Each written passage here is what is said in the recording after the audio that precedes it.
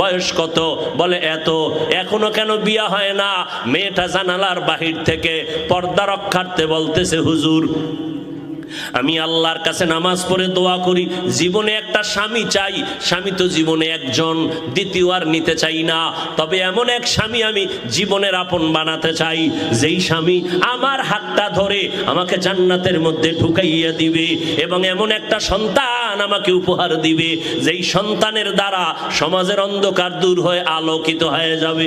যুবক এইবার বড় ভাই ডাক দিয়ে কয়, হুজুর আমিও যেই কথা বললাম আমার মনের মতো না জানি এই মেয়েটা হয়ে গেল। আপনি মাঝখানে থাইকা একটু প্রস্তাব দিয়া বিবাহের ব্যবস্থা করাইয়া দেন। হুজুর খবর নিলেন, ফ্যামিলি বড় গরিব। আল্লাহর বান্দা বলে, আমার গরিব দেখার দরকার নাই, ধনী বানানের মালিক আল্লাহ, গরিব বানানের মালিক আল্লাহ। আমি একটা জান্নাতি মেয়ে চাই, আমার জীবনের আপন। প্রস্তাব হয়ে গেল, বিবাহের বন্ধনে আবদ্ধ হয়ে গেল। এবার দুইজন স্বামী আর স্ত্রী জান্নাতের জীবন যাপন শুরু করলেন। কাজ করেন, নামাজ পড়েন, একত্রে সারা রাত ঘুমায় না। দুইজনে যায় নামাজে বসে আল্লাহর দরবারে কান্না করেন, রব্বি হাবলি মিন লাদুনকা যুররিয়াতান তাইয়্যিবাতান ইন্নাকা সামিউদ দুআ। ও আল্লাহ, নেককার সন্তান তুমি আমাকে দাও।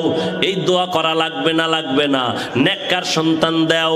কয়জন বাবা নেককার সন্তানের জন্য দোয়া চাইছেন, বিয়ে করছেন, সেখানেও যাচাই করলেন না।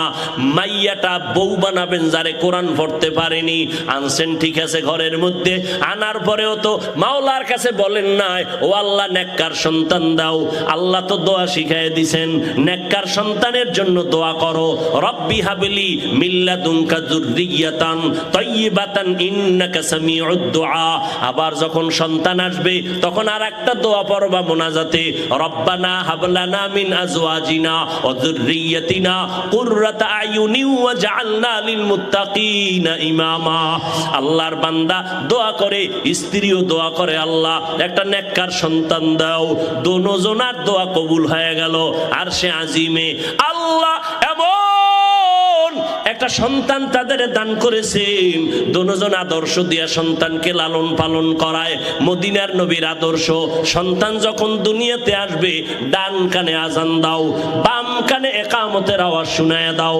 আজকে বাঙালিদের জানাই নাই যে আজান আর একামত কানে দেওয়া লাগে।